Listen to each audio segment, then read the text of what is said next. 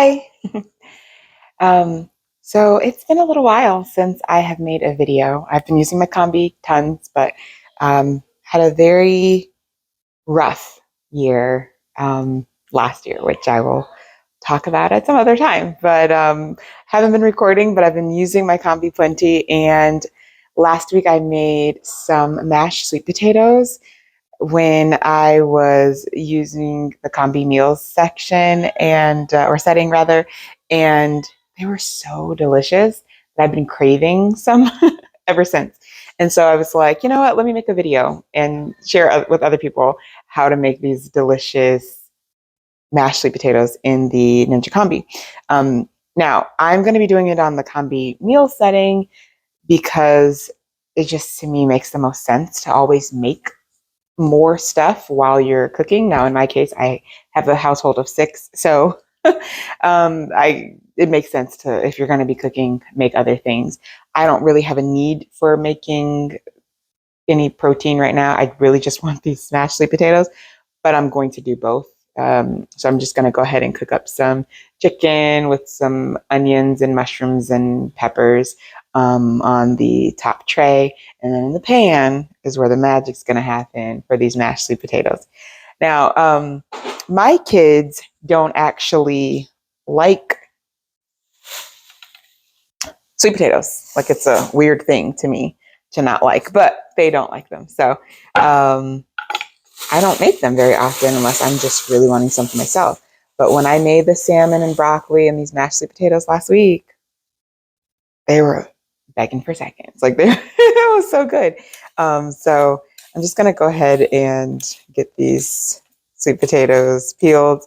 I hope everyone's doing well. It's been a long time since I made a video. I didn't make any videos. I was like, I didn't make any videos last year. That's crazy. The last year was insane.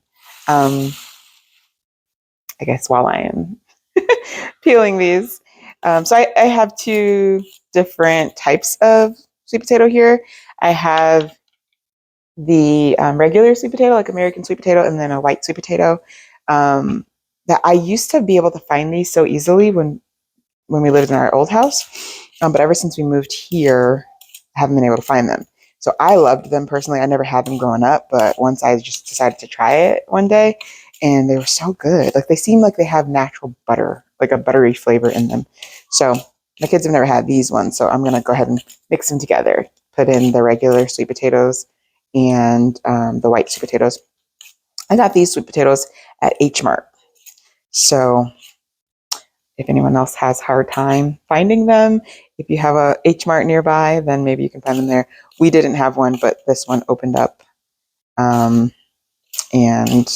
we decided to go, and we've gone there a couple times now to get a few things. It's not super close, so we don't go often, but yeah, they have a lot of cool produce, I would say. Like, they have a lot of cool everything, but the produce was for me like the really special part, because things you can't get at our local grocery stores, we were able to find there. Like, even when we went to like the Key Foods, like Bravo, those type of places, didn't have certain things you're looking for. They had other things. Like, I was looking for some kalalu, and I was able to find that at Key Foods. But anywho, making these sweet potatoes. Now, if you have never made mashed sweet potatoes, you need to. Like, you really, really need to. They are so delicious, flavorful. Now, I usually make them from roasted sweet potatoes, but I also typically make my mashed sweet potatoes sweet. Like I grew up, if we were going to have sweet potatoes, it was like candied yams. And so there's butter, there's brown sugar, there's cinnamon, all of those things. These ones that I made last week were savory. And that could be the difference. My kids like mashed white potatoes, and we make those savory. So maybe that's the difference, because I made these savory. And I'm telling you, I've been craving some ever since. And I only used either 2 or 3 potatoes because I wasn't sure how they were going to come out. That was another thing. I wasn't sure. I've tried to make potatoes in here one other time, but I was more so trying to like bake them in a way. Open face baked. So I like sliced them in half, and then was trying to like get them to work and have the steam cook them. No. Fail. That didn't work out. But that's the whole point of this, right? Is experimenting. So I'm a person who would much prefer a sweet potato over a regular white potato. And they also have more nutrients and vitamins in them. They're a better root vegetable for you to have. So if I can get my kids to eat them, which looks like I will if I make them savory in the combi, then we're in for a treat. So I'd already peeled like 2 of these before I decided to go ahead and record. So now I'm going to use 4 sweet potatoes. Hopefully they'll all fit, because what I'm going to do is I'm going to just chop them up and put them into the pan, and then like put enough water in there to kind of cover it. That is the goal here. And then we're going to season it up a little bit. Now I do have trouble with, this out of the way. I do have trouble with seasoning. What am I trying to say? Oh, I sometimes have trouble with the knowing how much water to use. Whoops. Good thing I cleaned my counter. Yeah, with knowing how much water to use, because I'm used to using like the recommended amounts for like your rice and your quinoa, or your different grains and whatnot. But in this case, I'm going to just wing it, which is what I did last time, and it turned out great. Now, what I will say is at the end, I have to like ladle off the excess water, because you need more water than you're actually going to want to mash. So I can show you guys that and how I did that too. Like I said, I haven't had a white sweet potato in a long time. I don't even know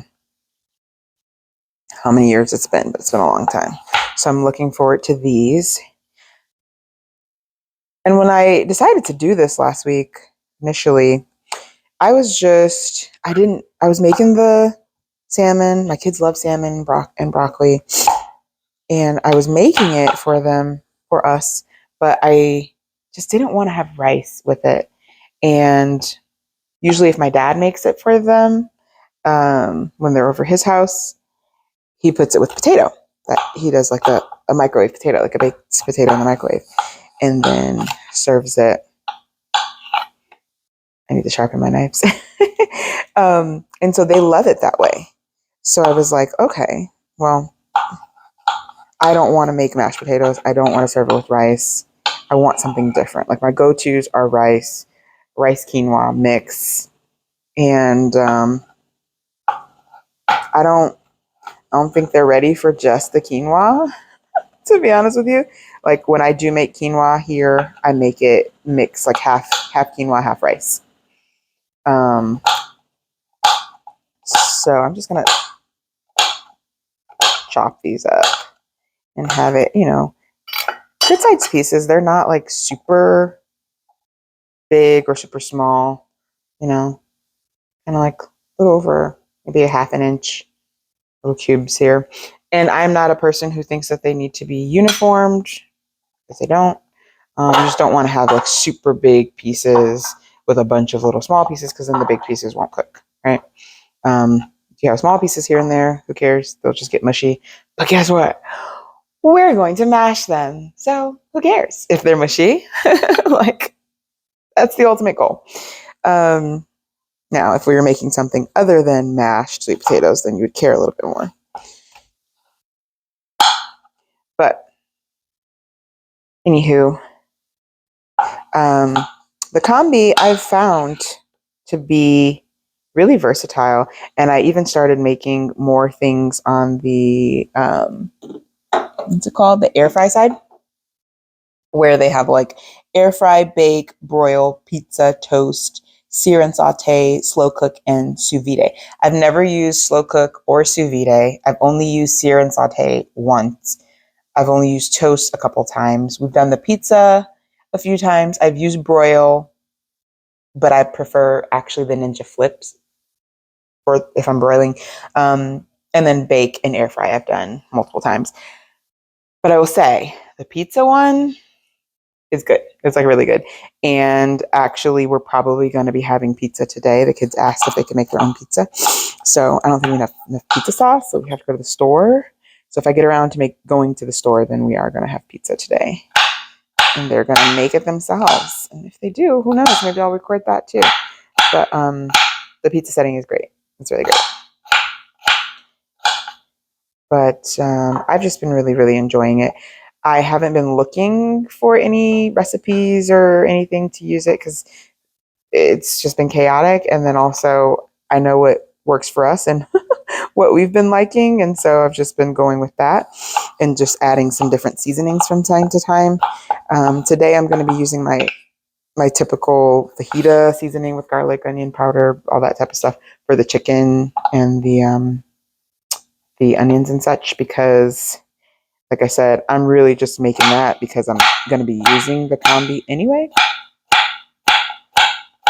But, but it is, I don't really, not really caring. Like that piece is a little bit big. With seasonings we're going with there. So we're going to do fajita because I like fajita.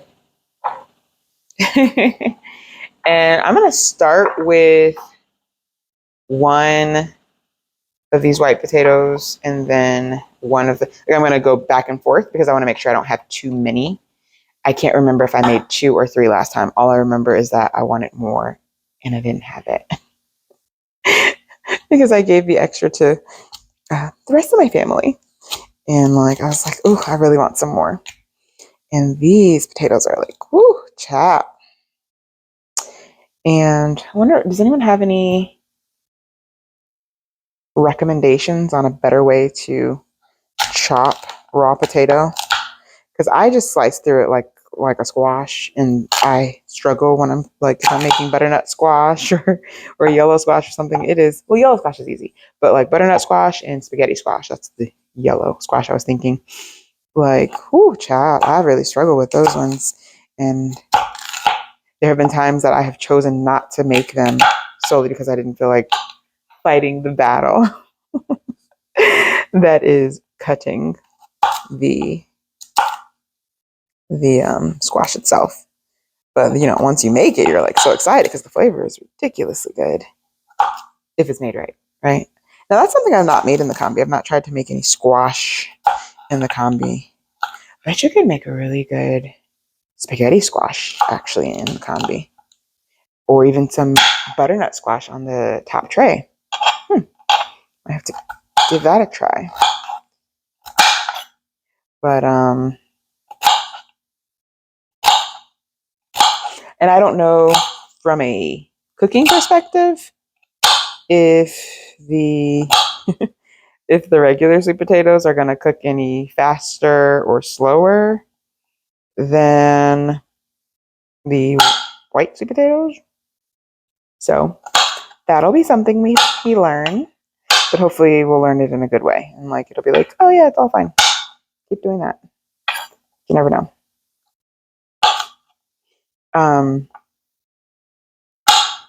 So as I was saying, my year last year was really, really crazy.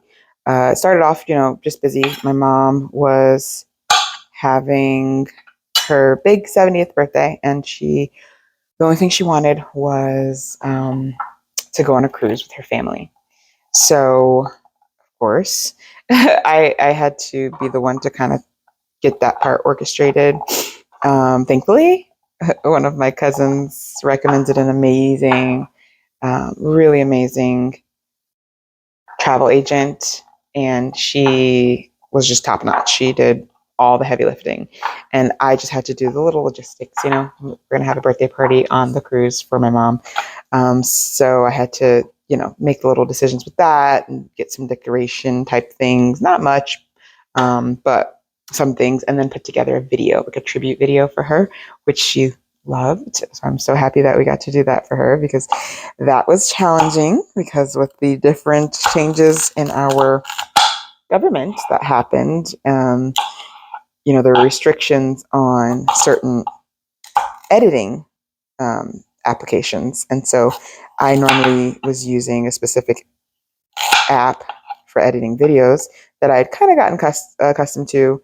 And then I was going to do her tribute video in there. And I did do her video there. Then I wasn't able to save it off the app. So yeah, I did all of that work, compiling all of these videos and pictures and quotes from family members and such, and had this great video going. And then I couldn't get it off the app, and I wasn't going to be able to use it to just stream it on the cruise. So I had to get it off of the computer and onto a flash drive, according to the people on the cruise. So then I had to completely recreate another video. And I just had real big challenges with getting finding another app that was going to work properly, that I really struggled. But anyway, got that together, and I'm very happy that she was pleased. She's crying. And so that was really, really special. And I'm happy that, we were able to, as they say, give her flowers while she's still here, right? That was the goal, was to do that, because my mom's a phenomenal lady, and she lived with us for about 10 years. And so 15 days after we got back from that cruise, and there were 58 of us on the cruise celebrating her. So 15 days later, she had a severe hemorrhagic stroke. And that was incredibly challenging, because, as I said, she lived with us. So, I mean, if you've seen some of my other videos, you see that she's in there, whether it's just her little hand creeping because she's trying to stay off camera, or when she's talking about how good the food was when I was asking for their reactions. So, she'd been a big part of our household for, like I said, almost 10 years. So it's catastrophic. It was very, very bad. The doctors are telling us she might not make it off the table, like, as I'm driving to the hospital. It's like kind of rude, because they had to transfer her to another hospital so she could have this surgery, neurosurgery. And anywho, she had the surgery. She did better than they expected. And so then it was recovery time. And that took a long time. And she was in the ICU for 3.5 weeks. And that was challenging, because I'm the only family she has here, besides my kids. And so kids are not allowed in ICU. And so I had to change my schedule around completely, start working at 5 a.m. every morning to be able to finish most of my work, an allowable amount, so that I could then go be at the hospital with her while my kids were still at school, and then stay a few hours there so I can talk to the doctors and whatnot. I'm a nurse. I don't know if I've said that, but, I needed to be able to know what they're doing and advocate for her, which turned out to be very necessary at certain times. Me advocating for her, I think, saved her life on multiple occasions, unfortunately. And I don't mean saving her life, unfortunately, but I mean, I shouldn't have had to advocate to save her life, is what I mean by unfortunately. Like, it would have been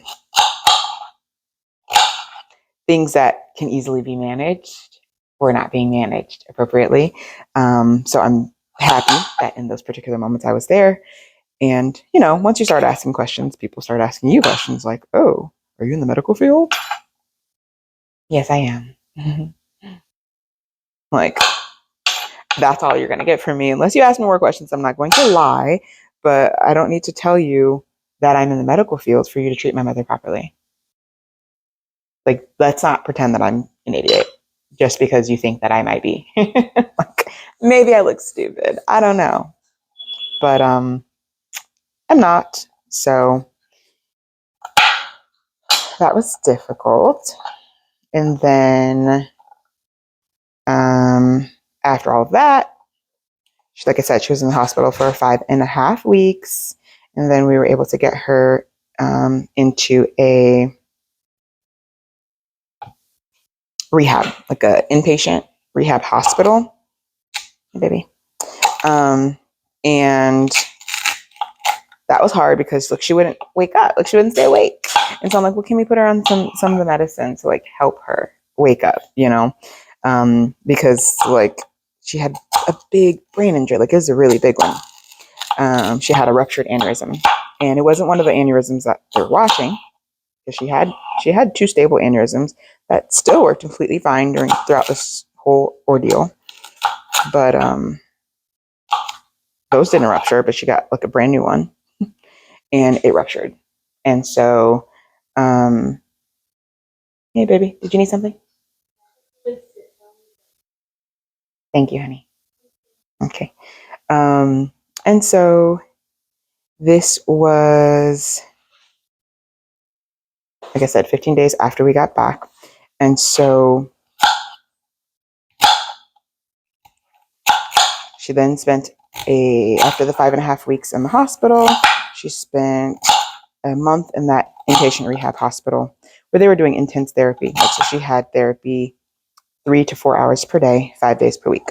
And then if there's like a day that she couldn't, it was just too much, then she had to do makeup hours on the weekends. So it's like, it's like intense. And it was good for her because she woke on up and she started walking and talking and eating a little bit. And she didn't have much of an appetite. And so she had to get a feeding tube. She had a tracheostomy. It was just a lot. It was a lot to go from her being so lively. I mean, she's in the ocean, when we went on our excursion for the cruise, she's in the ocean. When we're on the cruise, she's in the club, literally with me and my little cousin who is like a little sister to me. And like, she's a very lively lady. So to go from that to, having to use a walker and having some cognitive issues, it was just a really big change and a really big challenge for her. So anyway, from there, the hope was that she'd be able to come home, but she wasn't safe to come home, unfortunately, because I can't watch her 24/7 because I work full time and got 4 little ones.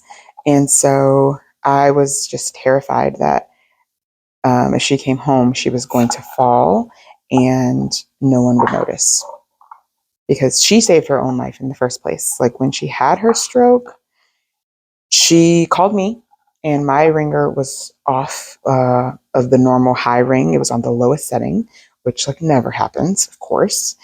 So it's like just this one time that I actually need a call in the middle of the night, and my ringer was not up to where it should have been. And anyway, less than a minute later, she called 911, and I'm going to try this way. And the dispatcher, she's talking to them and telling them what's going on. And then, the dispatcher let her know that they've called and, someone's going to come and ask her, do you feel comfortable getting off the phone now? And she's like, no, I can't reach my daughter. She's upstairs sleeping. This is like almost 2:00 in the morning on a Monday night. And so the dispatcher was like, okay, well, can you sit down? She's like, well, not right now. I gotta go put some underwear on, because she was in the shower when all of this started. She was in the shower, and you could tell that she got up, or she got out, and she tried to take her blood pressure. And her blood pressure, the last one on record, was normal. Like I saw it. Like I'm trying to trace back what was happening, and then my husband looked at the video from our security cameras and we were able to piece more together. But anyway, long story short, once EMS got there,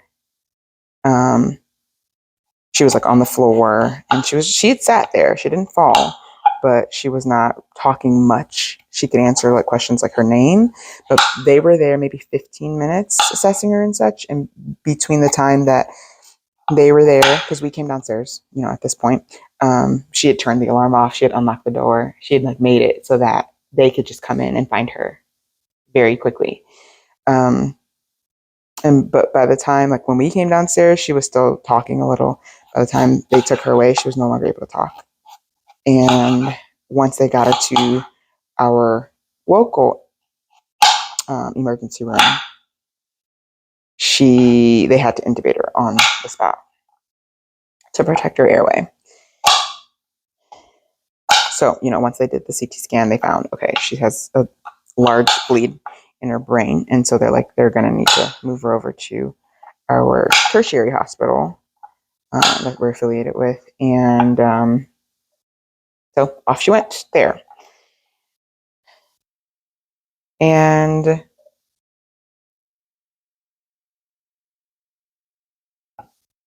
so, of course, now I go to the hospital and we're waiting for the ambulance. Normally they would have taken her via helicopter, but it had been drizzling a little bit. And so it was unsafe for them to try to fly, they said. And then there was no ambulance available in our county that could take her now that she was intubated. So we had to wait for the ambulance from the other hospital to come all the way over and pick her up. So precious time. Time is brain. Keep that in mind. Time is brain. So get her over there, have her surgery. She starts to do better. Spends 5.5 weeks in the hospital. Goes a month in the inpatient rehab. Then goes to another less intense rehab that's more suited for if a person breaks their leg or something, but they live alone and they can't really maneuver. They need to go somewhere short term. So she was there for a month as well. And actually, she was there for a little over a month.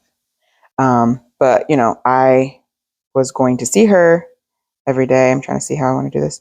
I was going to see her every day while still trying to maintain a sense of normalcy for my kids, so I'm still taking them to all their activities and all the things. And it was a lot. It was very stressful. So that's why there was no videos.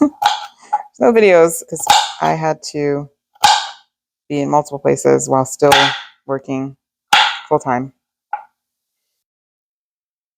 Which, I had been saying I need to have something else so that in the event that something happens and I need to be able to be there for my family, I can do that without having to worry about, okay, now we can't pay bills because I can't work. And I had been saying it and I didn't do anything about it. So that's a regret that I have. And that's something I would like to say to you guys is if you don't have some other source of income or a savings, at least that can support you through an extended period of time where you can't work, then work on that. Because I still don't have it, but I know how important it is. And so I'm gonna work on it for sure. Seriously, this year, that's gonna be the thing. So, mom still wasn't safe to come home. She was having some cognitive difficulties. And, she went from being super independent to now she has to use a walker because her balance was affected based on the location. Her bleed was in the back of her brain and her balance was affected greatly from that. So she can walk, but she needed to use a walker. She wasn't remembering that and wasn't interested in that either. She's a very strong-willed woman. So, that's a big safety issue. And it's like, Mom, you have to use your walker. No, I don't. I'm okay. I'm like, but you're not. Look, you just stood up. You take 2 steps, they're fine. And then, So that being said, in the next rehab, she fell in the shower, trying to shower herself when she's supposed to be having assistance. And then she got a new bleed on the front of her head, banged up her knee. But she was okay.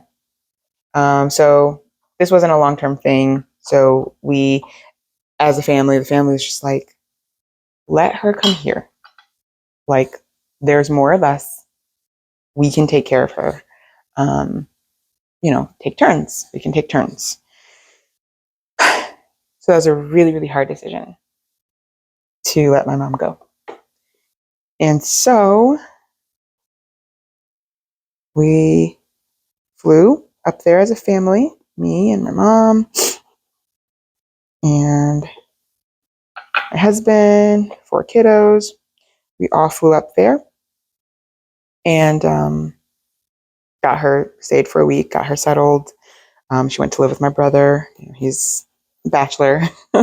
He had the space and a little bit more flexibility, and we were able to get family members to come and like either take her with them or come and be with her during the day.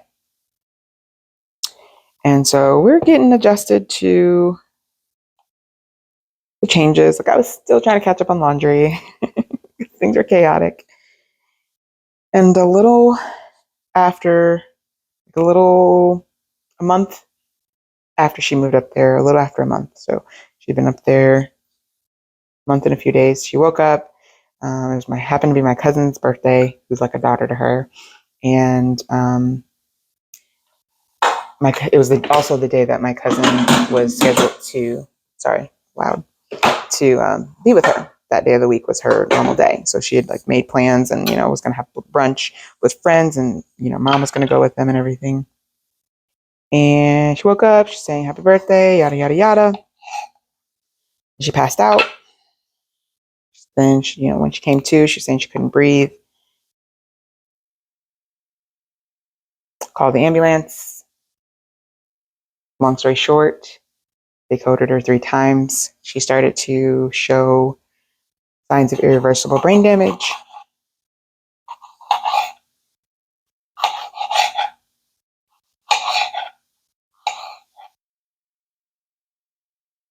Excuse me.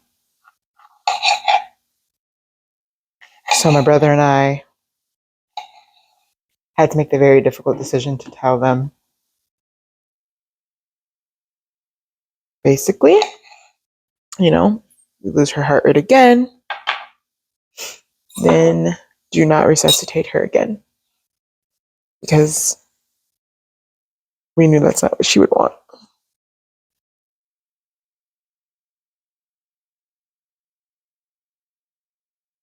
So the day after school started, last school year, my mother passed away.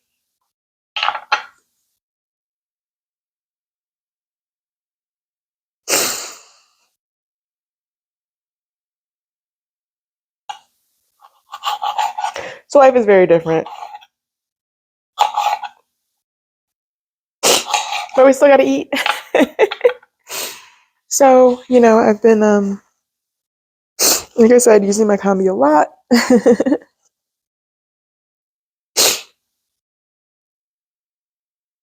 Using my Combi a lot. But I haven't recorded anything. I haven't been in a space to. But with these sweet potatoes, I was like, these are so good. They're like ridiculously good and super easy. So, excuse me. I have in here some mushrooms, just white mushrooms that I already washed and drained. This is what I'm going to cook on the top with the chicken and the bell pepper and onions. But anyway, I say all that to say, I never thought that I would lose my mom this early in my life. My mom was like pretty healthy, very full of life. I've had patients who are significantly younger than her that act so much older, whose bodies seem so much older. And I never, ever, ever thought that my mother was going to go. I mean, her dad went on the cruise with us. Her dad came to visit her in the hospital. He flew down with one of her sisters, and he was turning 90. So, no way. Not my mom. The lively young lady that she was. But you never know. And so, love on your parents. Love on your loved ones. It doesn't have to be your parents. Whoever it is, if you have any issues with someone, but you know that you deep down still love them, get those issues fixed. Because I have seen a certain family member who I can tell they have regrets because of the way that they treated my mom and the relationship that they had created, by the time it was too late. Once she had her stroke, it was she didn't remember that they had an issue, which was good to me. I'm happy that she didn't remember they had an issue, but they remembered. And so it was hard for them because they never got to make it right while she was still completely cognizant of everything. No, I'm just going to chop these. Trying to think how I want my onions. I think I'll just slices. But yeah, that's like just that was another lesson too. Like not only the financial portion, like where you need to, if I had have known my mom was going to pass away, there's the possibility I would have quit my job so that I could be there with her more, you know? But you can't see into the future. You don't know that this is the end. Like we had already made plans to return back home for Christmas, you know? Like now that she wasn't living with us, like we're gonna come up and visit, you know? But that didn't get to happen, you know? Like, and then 6 weeks after she passed away, her brother passed away. And these are my grandfather's first children passing away. My mom is not the oldest, she's the third. She's the oldest daughter, but she's the third child. And she was the first to go. And she was like the backbone. You know, she was the glue, as people called her. And always kept people together and was handling my grandfather's finances and, you know, ordeals and stuff for him.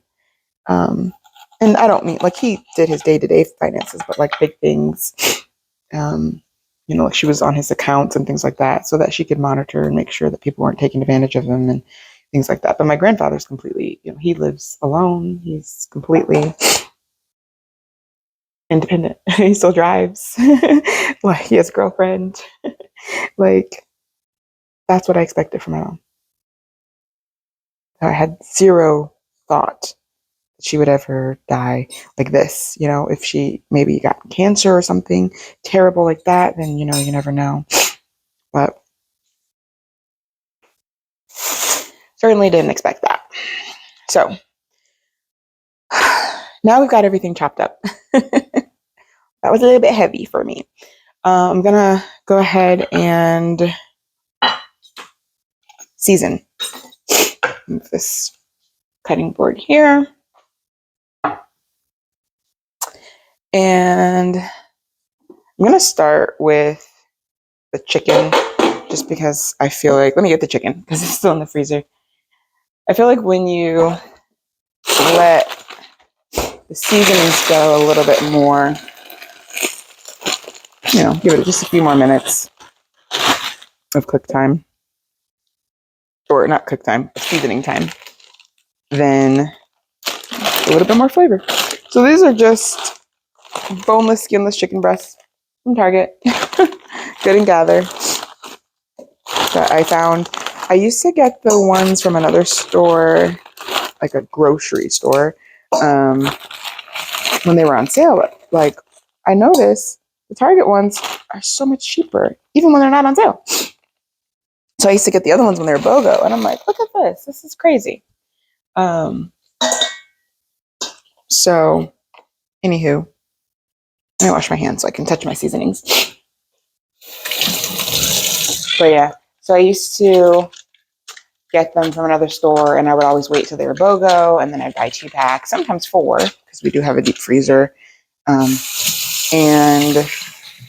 anywho, I did not do that once I found that the Target had some. So now I get them from Target. Oh, I'm going to need some oil as well. I usually use a little olive oil. And so then I have my chicken hand and my seasoning hand. So what I usually do, my onions, you know, they got to be broken up, but that can happen as we massage everything. So we'll just do a little drizzle of oil. Pull it out. Did I close it? I closed it. My bad. All right, I do a little bit of olive oil over the chicken and the veggies. Now I'm closing it on purpose. And then the the pepper grinder that we had was one that my mom had purchased, and it was just like a disposable one. I didn't know that. Like, I even went and bought peppercorns with the intention of replacing them or, refilling it. But nope. It was like, yeah, you can't refill me. So I had to go buy new ones. I got these from Amazon. They're awesome. I did not know. I didn't look at the description very well, apparently, because I did not know that I was just going to have to do that. And then I would have ground up pepper. I also bought the salt. I don't use as much salt there because I am going to use some garlic salt. Just tossing. And then garlic, granulated garlic. Lots. I like garlic, and I didn't put any like garlic cloves in here, so we're gonna be kind of heavy on the garlic. It's about to be smelling amazing in here. Quite fantastic. All right, that might be enough. Then onion powder. Yes, I do use onion powder even when I put onions in something, because it still has like a little bit of a different flavor. And fajita seasoning. So I love this one, the Badio one. I was looking to buy some more. I was looking for it and I couldn't find the small one, but I saw the big one and I was like, you know what? I'll just buy the big one and keep refilling this because I use this quite a lot. Like anytime I'm making chicken for like a burrito or like this, like a meal prep type of deal, it's fantastic. So I just put it on there, and then it tastes great, smells great. It just makes you want to eat, like even like the veggies and such, if I put them on there. So we've got this pretty nicely coated. I'll show you here in a moment. So I don't know if you can see that, but we've got these frozen chicken tenderloins and these bell pepper, onions, and mushrooms in there. So all of this is tossed with a little bit of olive oil, as I said, as you saw. And so, let me break up this onion piece here. So it already has the olive oil on it. I'm not going to put any olive oil on the tray because it already has it on there. And then what I usually do is I put the chicken on there, and then I see how I want to redistribute it once it's all there. Okay, that's pretty good because I'm not cooking a lot. This is only 5 pieces. We're, again, just making it just because. And I honestly just put it all around. Sometimes I've made where I put the vegetables underneath it and it's like on a bed of vegetables. And that's fine, but I did find that the flavor is better when I have it on top versus underneath. So that's what we're doing. We're going to have plenty. And so this will be great to just, if I do want to cook up some rice or quinoa or something like that, but more importantly, it'll be easy to stuff in a burrito with some Greek yogurt, instead of sour cream, and some avocado slices or guacamole if I have it, some salsa, like little things like that. Just make it a little quick, easy grab. We already have some protein ready. So when I'm hungry, it's usually for me, to be honest with you, because I'll say to my husband to get it, but he doesn't usually. I have to make it if I'm going to expect him to use these things. And so, and for the kids, I can tell them, oh, you could just do that. But then they're like, okay. And they love it if I make it for them. They're little still, but, they're getting old enough. Last night, they helped me make dinner. They, 2 of them requested grilled cheese and tomato soup. So I was like, okay, well, who's going to help? And so we made it. They really made it. They made the sandwiches and stirred the soup. All I did was seasoning. basically. I handle the seasoning still. We want to make sure it tastes good. And I know some people are saying, what do you need seasoning on a grilled cheese for? Because my grilled cheeses are gourmet and fantastic, and they taste better than the ones that don't have seasoning. That's why. That's why. So everything's out. Um, you know, my kids say something. All right, so we know the tray goes on level 2. I wish I could show you, but we don't have that type of setup. So it goes on the top because level 1 is where the pan goes. Now we have our pan, and I'm going to wash my hands so that I can fill that up with water. The water is going to go right around the top. Now, last time I did not cover them completely. There were a few pieces still peeking through, but all of it was at least touching water. And so I think that was part of the reason it all cooks just fine. And then I'll show you how I had to pour off the water, like once everything's all cooked. So I'm going to show you, I'm going to put the water in here. Unfortunately, I can't really move the camera because it's just me. So I can't show you that process, but I will obviously show you how much water there was in there. This might be too much. We will find out. This is a trial and error. So hopefully you can see that. I'm not sure. Angle? I don't know if I'm too close, too far. I don't know. But the point is that all of it had water on it. Yeah. And then that should be good. And so we're going to go ahead and put some seasoning in it. That is the important part. And what I did last time, coconut oil and better than bouillon. You can see that. But this stuff, wow. I used to use like the little chicken bouillon cubes, but I was cleaning out my fridge and I found this my mom had purchased and it was expired. So like I was like, oh, okay, well, I don't know if I want to use that. But you know what I'm gonna do? I'm gonna get another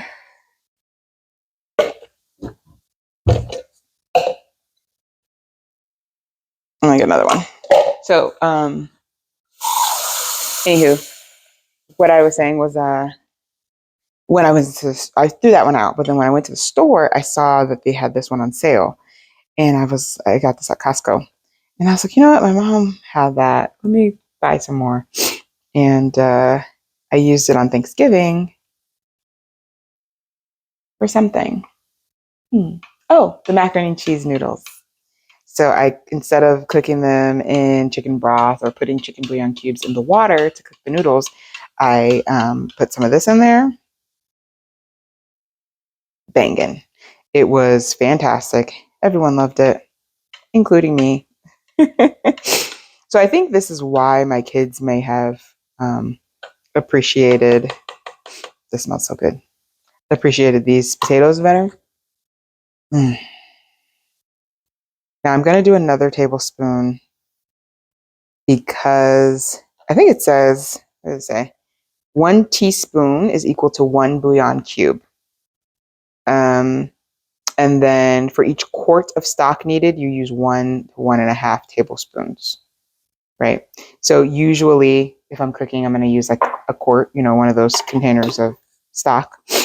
So that's the reason I'm doing more. So we get all that flavor up in there. Now this water isn't hot, it's only warmish. It's kind of lukewarm. So it's not going to dissolve as easily, but dissolving a little bit. You see how the water's turning? I don't know if you can see that, like some of it's still left, and that's okay. I'm just going to mix it around in the spoon here. I'm not scraping the pan. I know people get so nervous about that. I'm not scraping the pan. I promise you I'm not scraping the pan. Okay? And if I was, that's my business too. But no, I'm not scraping the pan. And So, all right, there we go. And I need to get another spoon. I should have done the coconut oil first, but I did not think about it.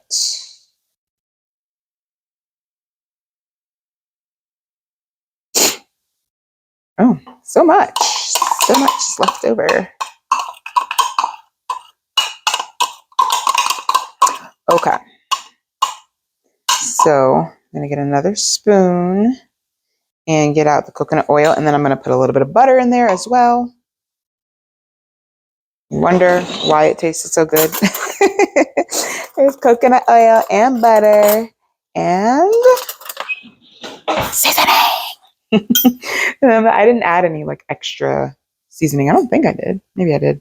I don't think I did though. Actually, I didn't add like my normal garlic and onion and all of that because I was going to add that after cooking. But then once I tasted it after cooking, it needed absolutely nothing. You know, so I remember I put about 2 tablespoons coconut oil, and I'm going to do a third one because this is more potatoes as well.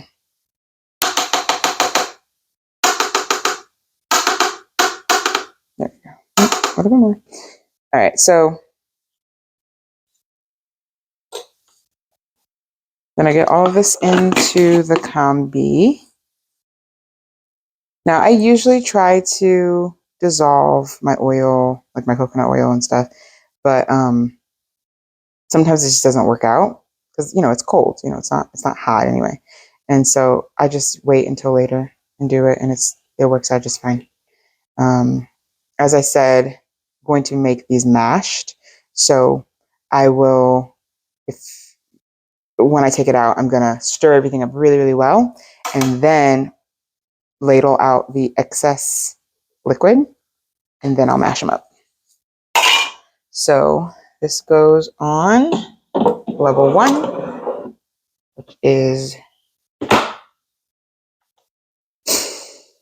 390 degrees. Level 1, which is for the pan, is what I was going to say. 390 degrees. This is already on Combi Meals, but you see you toggle here for your temperature, and we want to keep it on 390 because this is for chicken.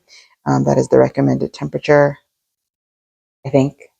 And then for the time, we're gonna do 15 minutes. I think we'll do 13 minutes. And then I'm gonna go ahead and press start. And then I'm gonna check my manual again, just so I can make sure that I'm not mixing that up with salmon, because I've been doing so much salmon lately that I might have confused my numbers. But I keep this very close by, so I can always refer to it.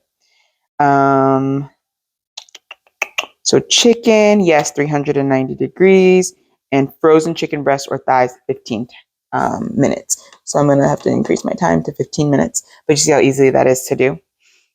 So I always say, go ahead and get it started. And then you can always adjust. So my temperature is still 390, and my time is now 15 minutes. And then it's going to have to spend some time, usually about 5 to 8 minutes.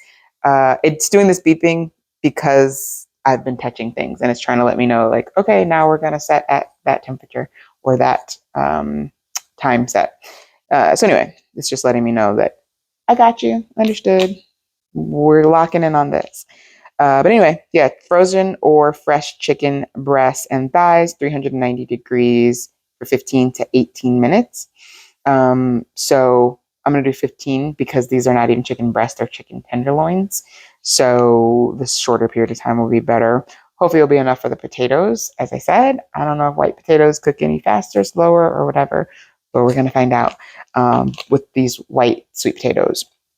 And then once it beeps and lets me know it's all done, then I will come back and show you what we're working with, liquid that we're going to have to take off and all of that, and then mash them up and give it a taste, because I have been waiting for a week to have some more some more of these mashed sweet potatoes, and I hope it's not disappointing because I'm adding in a different potato that I haven't had in like a decade.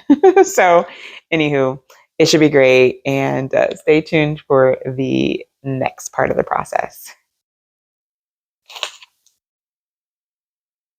So you see it's still warming up, still building up that steam so that I can start cooking. Alrighty, we're gonna get our beep, my favorite sound.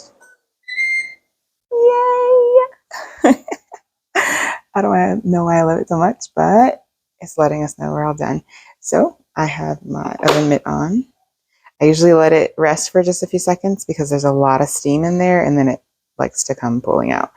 You can kind of see some of it here on the countertop there. Make sure you're prepared for that. Then I open it up and that's your base.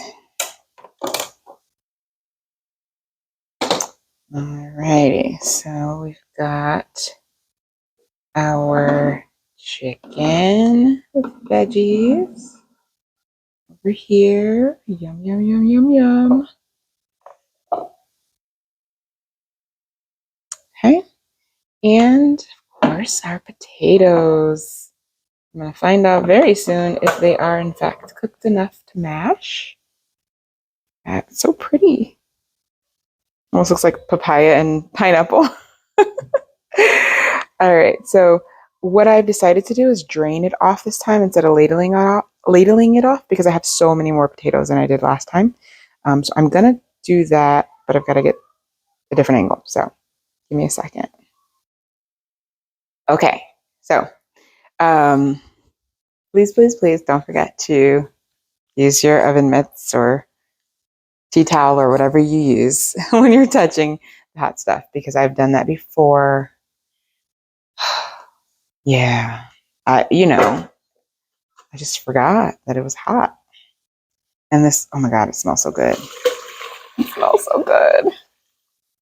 I'm doing it this way so that way I can make sure that all of the yummy goodness gets preserved.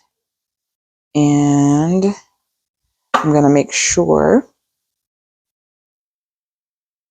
that I have the liquid reserved so that if whatever I need back, I can use. Right, so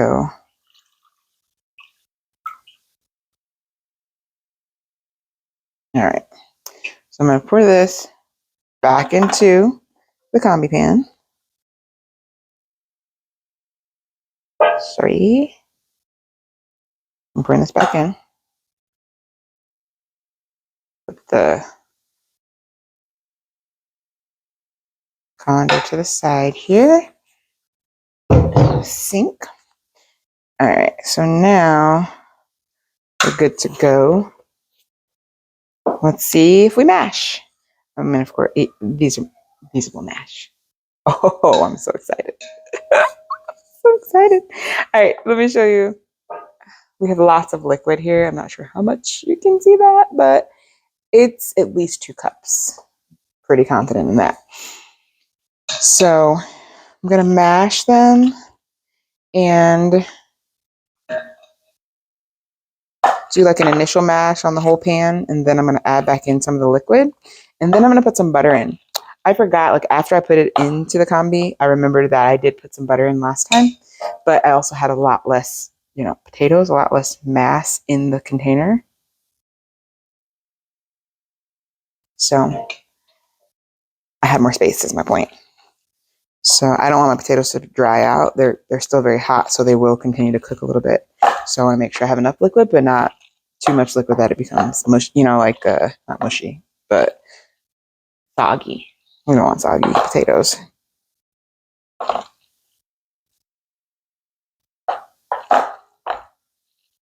Now, to be honest, I have not made mashed sweet potatoes like with a masher, mixing them up.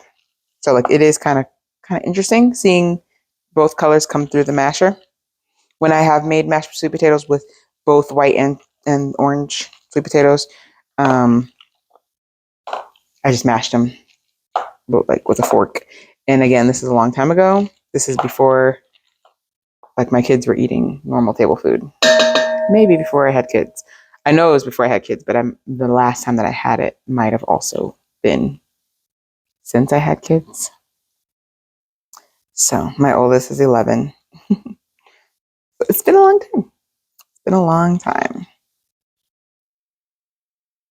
So I'm bringing some of these from the edge of the pan that didn't really get mashed, putting them in the middle, and then add back a little bit more of that liquid, give it a little stir, starting to separate a little bit, the oil. And then get back that butter. I guess I should taste it. Who knows? I might not even need any butter. Let's give it a taste. Let's get a little bit of both. So I'll give that a minute so I'm not blowing on it over the whole tray. But last time I did put probably like 2 or 3 pats of butter in it. But with the white potato, like I was saying before, it has, or at least the ones that I used to eat, had like their own buttery flavor in them. I don't know if I'll need it.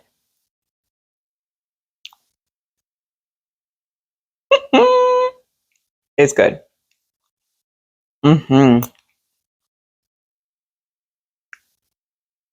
doesn't need the butter.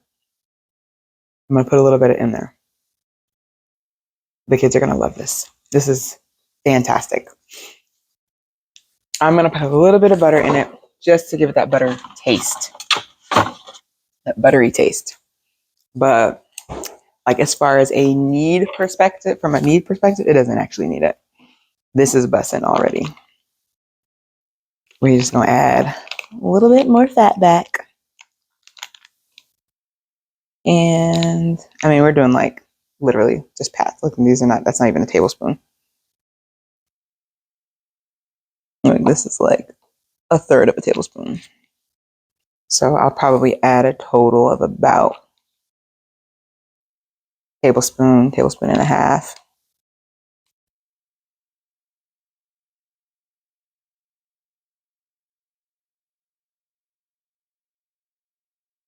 Yeah, tablespoon and a half.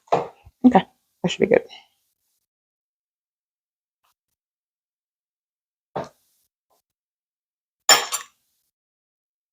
All right, let that get all up in there and melt.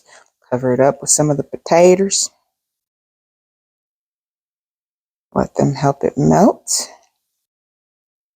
See, pan's a little bit more tolerable now. So, you're not going to burn yourself now unless you hold it for an extended period of time.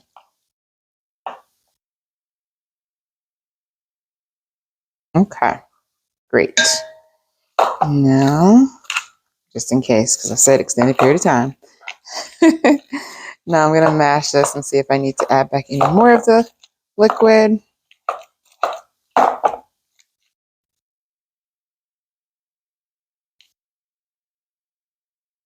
I think it's probably going to be enough, but keep going to make sure.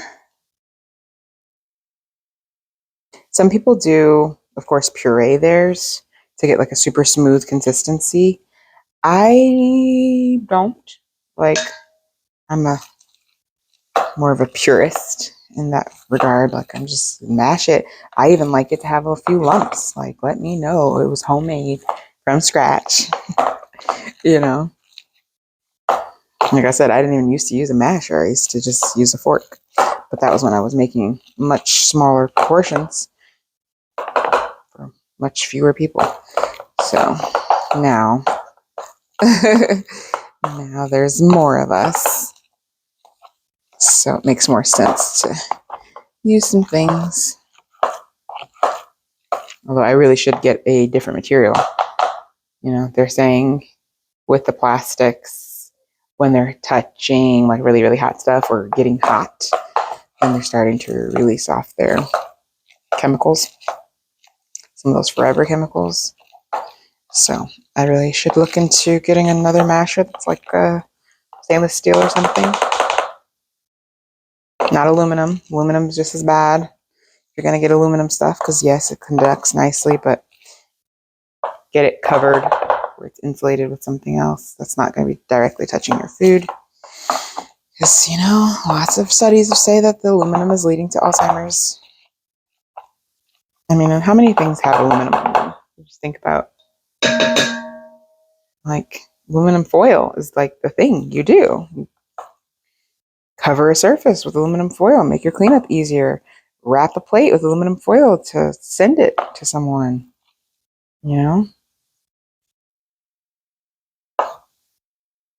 take it home. They used to do, those fancy restaurants, they used to do them in aluminum foil little swans or ducks or something like that. I've never seen one in person, to be clear, but I've seen them like on movies and stuff, and like, that's aluminum foil everywhere. Just like saran wrap and plastics like that, cling wraps, same type of thing. We've got to try to get away from these things that are impacting us in ways that we don't even realize. I can say my mother did not want to lose her mind. She didn't want to develop Alzheimer's. And, having those cognitive difficulties, I think, were definitely challenging for her, because I remember one point she's like, I don't know. I feel like I'm losing my mind. So sad. It's so sad to hear her say that. And then the very next day, it'd be like, I know what I'm talking about. I'm not crazy. I'm not losing my mind. No, you're not. No one said you were, except for you yesterday. But her mom and her mom's mom both passed away from Alzheimer's. And then my dad's mom passed away from Alzheimer's. So when you read a study that says aluminum foil, not just one study, multiple studies, are saying aluminum foil can be leading, not just aluminum, I should say. So, we got off the aluminum in our deodorant and switched to natural ones that did not have aluminum in them. And, we're trying to prevent cancer and Alzheimer's and all the things, but you never know. Here in the US, there's so many things that are not regulated properly. So we don't know what we're doing or putting into, onto, around our bodies as much as some other places. I know I've seen some people are watching from like the UK and things like that, in Canada. So I know you guys have a lot more regulations than we do, and that's great. I know people here hate regulations, like it's like a dirty word, but if it's to save us and keep us safe, when it's a chemical, like I understand other things, it's not for everybody, but we're talking about a chemical that we know can be harming people. So why do that? All right, this is all mashed. So I am going to put it into a container for later. As I said, I don't even need to cook right now. I'm going to put a glove on just in case. I don't really need to cook right now.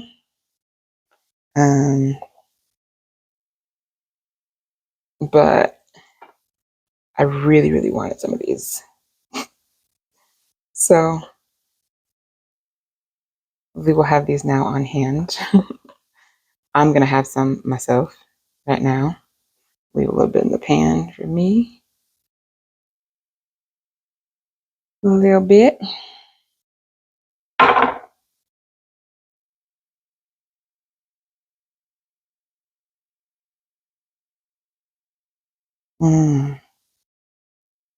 Smells good. Looks good.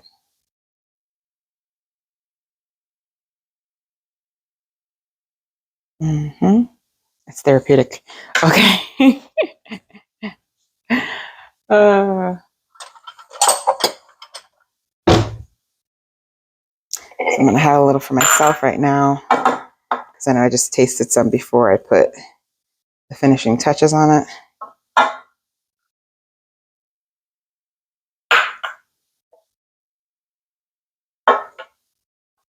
But I'm going to eat them because I'm the one who's craving it.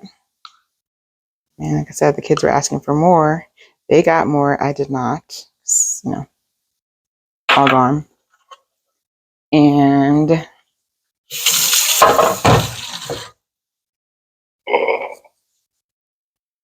so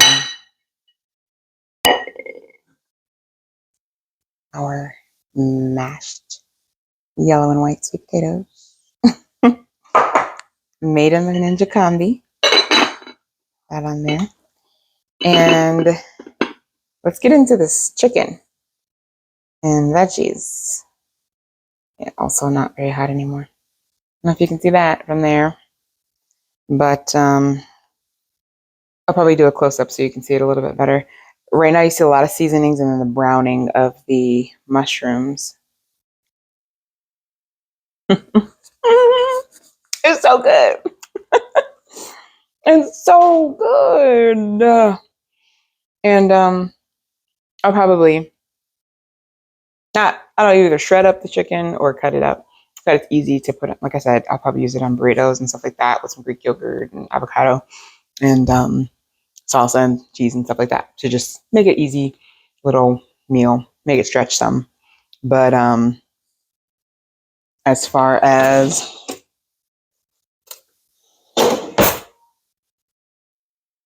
the sweet potatoes, which is the reason I made this.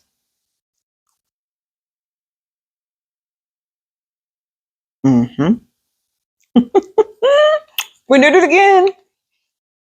We did it again. So yeah, that is absolutely positively the way to go. Put some of that better than bouillon base in there and some coconut oil, a little bit of butter. Cover the sweet potatoes, cube them up, cover the sweet potatoes, cook them on whatever meat you're making. Like I said, last time I made it with salmon. So the salmon only cooks for 13 minutes. So a couple minutes shorter period of time. Temperature is different as well, I think. I don't remember. I think it's a little bit lower. But don't get me lying. I don't remember. Point is, I know for a fact it was less time and they still cooked that. But I also only did 2 or 3 potatoes. This time I did 4 and they were rather large potatoes as well. And so you saw that it was pretty much filling the pan, but they still cooked completely. Drained off the excess. I'm actually going to keep this. I don't know what I'm going to do with it, but I'm going to do something with it because it's ridiculously tasty.